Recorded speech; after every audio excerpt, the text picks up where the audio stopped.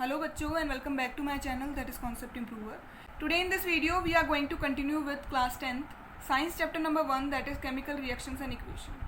This is the third part of this chapter. जो first two part है मैं already upload कर चुकी हूँ अपने चैनल पे, जिनका लिंक मैंने डिस्क्रिप्शन बॉक्स में दे दिया है. अगर आपने वो वीडियोस नहीं देखी है तो आप वहाँ से जाकर के वो देख सकते हो. So without wasting your more time, चलो अब थोड़ा पढ़ लेते हैं. लास्ट वीडियो में हमने डिस्कस किया था कुछ एग्जाम्पल्स की मदद से किस तरीके से हम किसी भी केमिकल इक्वेशन को बैलेंस कर सकते हैं. आज हम स्टार्ट करेंगे नेक्स्ट पॉइंट से, जो कि है टाइप्स ऑफ केमिकल रिएक्शन.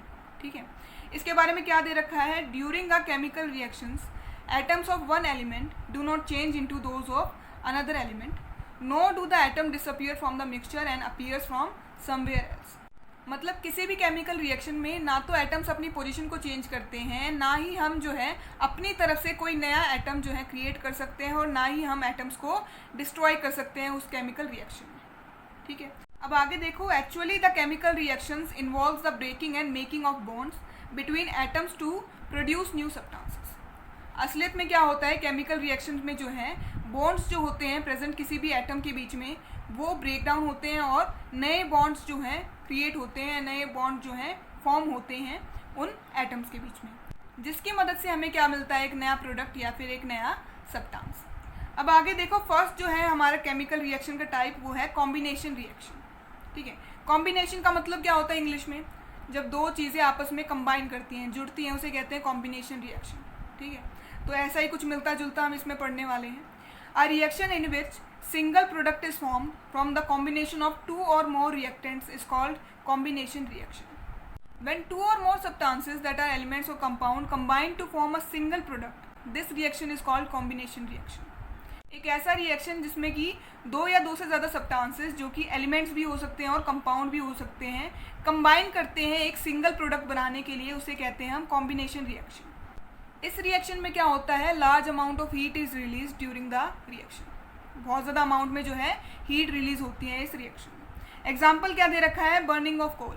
ठीक है, जब हम कोल को बर्न करते हैं, इस रिएक्शन को हम किस तरीके से दिखाएंगे, C प्लस में O2 is equals to CO2. ठीक है, C का मतलब है हमारा कार्बन, कार्बन प्लस में oxygen is equals to carbon dioxide. ठीक है, देखो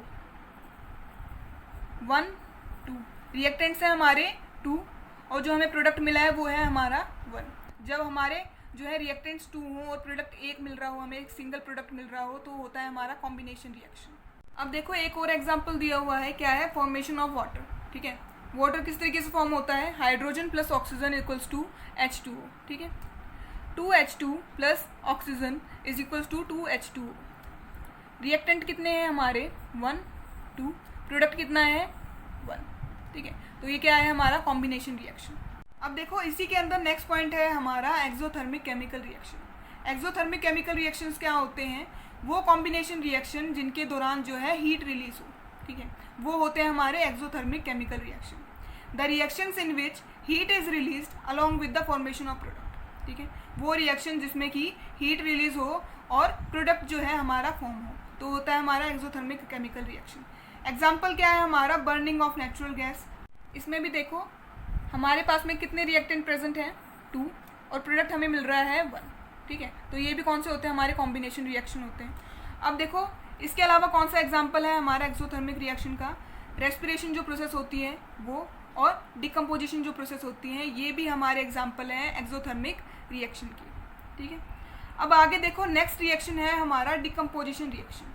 अब डिकम्पोजिशन रिएक्शन कौन सा होता है, देखो कॉम्बिनेशन रिएक्शन ऐसा था जब दो रिएक्टेंट जो है कंबाइन करके एक सिंगल प्रोडक्ट बनाते हैं. डिकम्पोजिशन रिएक्शन उसका उल्टा होता है. ठीक है, क्या होता है इसमें, एक जो हमारा रिएक्टेंट है वो दो प्रोडक्ट्स में ब्रेक डाउन हो जाता है. अब देखो इसके बारे में, a decomposition reaction is that reaction in which single reactant break down to give simpler product. एक डिकम्पोजिशन रिएक्शन वो रिएक्शन होता है जिसमें कि एक सिंगल रिएक्टेंट जो है ब्रेक डाउन हो जाता है सिंपलर प्रोडक्ट्स में. अब आगे देखो, decomposition reaction requires the energy in the form of heat, light or electricity for breaking down the reactants. Decomposition reaction में जो है एनर्जी की रिक्वायरमेंट होती है, किसके फॉर्म में, हीट, लाइट और इलेक्ट्रिसिटी की फॉर्म में, रिएक्टेंट्स को सिंपलर प्रोडक्ट में ब्रेक करने के लिए. ठीक है, अब देखो आगे, when a decomposition reaction is carried out by heating, it is called thermal decomposition. जब डिकम्पोजिशन रिएक्शन के दौरान जो है हीटिंग प्रोसेस भी कैरिड आउट हो या हीटिंग भी हो तो उसे कहते हैं हम थर्मल डिकम्पोजिशन। एग्जाम्पल्स क्या दिए हुए इसके, फर्स्ट देखो CaCO3 that is limestone when get heated the product that we get is CaO that is quick lime and CO2 gas. ठीक है, जब हम CaCO3 लाइमस्टोन को जब हीट करते हैं मतलब उसको गर्म करते हैं हमें क्या मिलता है, CaO जो कि होता है क्विक लाइम और कार्बन डाइऑक्साइड जो है गैस रिलीज होती है। अब देखो इसके अंदर क्या है, एक हमारा रिएक्टेंट है और वो ब्रेक डाउन हो गया 2 डिफरेंट प्रोडक्ट्स में। ठीक है, तो ये रिएक्शन क्या हुआ हमारा डिकम्पोजिशन रिएक्शन। अब देखो इसके अलावा भी कुछ एग्जांपल्स दिए हुए हैं। नेक्स्ट एग्जांपल है हमारा, जब हम वाइट सिल्वर क्लोराइड को सनलाइट में रख देते हैं तब उसका कलर हो जाता है ग्रे कलर। ठीक है, ऐसा क्यों होता है, डिकम्पोजिशन रिएक्शन के कारण। ठीक है, सिल्वर क्लोराइड जो है बढ़ जाता है, डिस्ट्रीब्यूट हो जाता है या ब्रेक डाउन हो जाता है सिल्वर और क्लोराइड में। अब देखो किस तरीके से हम इसे इक्वेशन की फॉर्म में लिख सकते हैं, 2AgCl when get the sunlight get break down into 2Ag plus Cl2। Same जो है इस तरीके का रिजल्ट मिलेगा अगर क्लोराइड की जगह, सिल्वर क्लोराइड की जगह हमारे पास हो सिल्वर ब्रोमाइड। ठीक है, जहाँ पर Cl था उसकी जगह इक्वेशन में आ जाएगा Br। अब आगे देखो, reaction in which energy is absorbed is called endothermic reaction. वो रिएक्शन जिसमें कि एनर्जी एब्जॉर्ब हो जाती है उसे कहते हैं हम एंडोथर्मिक रिएक्शन। अब हम पढ़ेंगे नेक्स्ट टाइप जो है केमिकल रिएक्शन का, वो होता है हमारा डिस्प्लेसमेंट रिएक्शन। ठीक है, पहले डिस्प्लेसमेंट रिएक्शन पढ़ेंगे, उसके बाद पढ़ेंगे double displacement reaction. Displacement word आपने सुना होगा क्लास 9th में, चैप्टर का नाम था मोशन, आपने पढ़ा था उसमें ये वर्ड डिस्प्लेसमेंट। क्या मतलब था वहाँ पे उसका, change in the position of any object is called displacement. ठीक है, जब कोई ऑब्जेक्ट अपनी पोजीशन को चेंज कर ले उसे कहते हैं हम डिस्प्लेसमेंट। तो वर्ड का मतलब कहीं चेंज नहीं होता, डिस्प्लेसमेंट यहाँ पे लिखा है तो उसका मतलब ये है कि पोजीशन जो है चेंज होगी। किसकी पोजीशन चेंज होगी, जो हमारे एलिमेंट्स हैं, जब एलिमेंट्स किसी रिएक्शन में अपनी पोजीशन चेंज कर लें। ठीक है, तो उसे कहते हैं हम डिस्प्लेसमेंट रिएक्शन। किस तरीके से पोजीशन चेंज करते हैं इक्वेशन के थ्रू देखेंगे हम। ये हमारी इक्वेशन है, इसमें जितने भी एलिमेंट्स हैं पहले उनको सर्कल कर दो, कर लिए। ठीक है, अब देखो Fe अकेला है, उसके अलावा CuSO4 जो है साथ में, इसमें जो हमारा जो प्रोडक्ट साइड है उसमें Fe और SO4 साथ में है और Cu अकेला है। ठीक है, अब देखो जो SO4 था वो Fe के पास में चला गया, आ गया, और Cu अकेला रह गया। इस SO4 ने जो है अपनी पोजीशन चेंज कर ली इस रिएक्शन में, जब वो प्रोडक्ट साइड में आया, हमारा जो रिजल्ट मिला हमें उसमें जो है इसकी पोजीशन जो है चेंज मिली हमें। ठीक है, तो इसे कहते हैं हम डिस्प्लेसमेंट रिएक्शन। जब कोई एलिमेंट अपनी पोजीशन चेंज कर ले उसे कहते हैं हम डिस्प्लेसमेंट रिएक्शन। पढ़ते हैं इसके बारे में क्या लिख रखा है, a reaction in which one reactant displaces or removes the another element for second reactant, this reaction is called displacement reaction. एक ऐसा रिएक्शन जिसमें कि एलिमेंट जो है अपनी जगह बदल ले, ठीक है, तो उसे कहते हैं हम डिस्प्लेसमेंट रिएक्शन। एग्जाम्पल जो है मैं आपको दे चुकी हूँ। अब इसके अलावा देखो हमारा जो है नेक्स्ट रिएक्शन है हमारा डबल डिस्प्लेसमेंट रिएक्शन। पिछले रिएक्शन में डिस्प्लेसमेंट रिएक्शन में जो था, एक जो है एलिमेंट ने अपनी पोजीशन चेंज की थी। ठीक है, इसमें क्या होगा, डबल डिस्प्लेसमेंट मतलब डबल का मतलब क्या होता है, 2 टाइम्स। ठीक है, तो 2 एलिमेंट जो है अपनी पोजीशन आपस में चेंज कर लेंगे तो उसे कहते हैं हम डबल डिस्प्लेसमेंट रिएक्शन। इसकी भी पहले इक्वेशन देखो, जितने भी एलिमेंट्स हैं उनको सर्कल करो।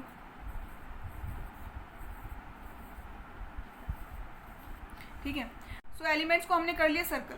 ठीक है, तो एलिमेंट्स के नाम बताओ, Na2SO4 BaCl2, इसके अलावा BaSO4 और NaCl, ये हमारे कौन से हैं एलिमेंट्स के नाम हैं। ठीक है, इसमें Na और SO4 जो है साथ में थे। अब यहाँ पे देखो SO4 जो है Ba के साथ में आ गया, ये SO4 जो है Ba के साथ में आ गया और ये जो है इसके साथ में आ गया। ठीक है, इन लोगों ने जो है अपनी जो है पार्टी चेंज कर ली।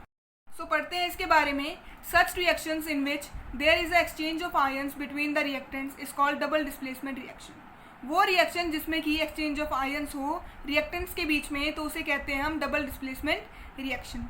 एग्जाम्पल क्या दिया हुआ है इसका, take sodium sulphate and barium chloride solution each of 3 ml and mix them together. मतलब सोडियम सल्फेट लो और बेरियम क्लोराइड सॉल्यूशन लो, दोनों ही 3 ml, और उन दोनों को आपस में मिक्स कर दो। You will observe a white colour substance which is insoluble in the water is formed.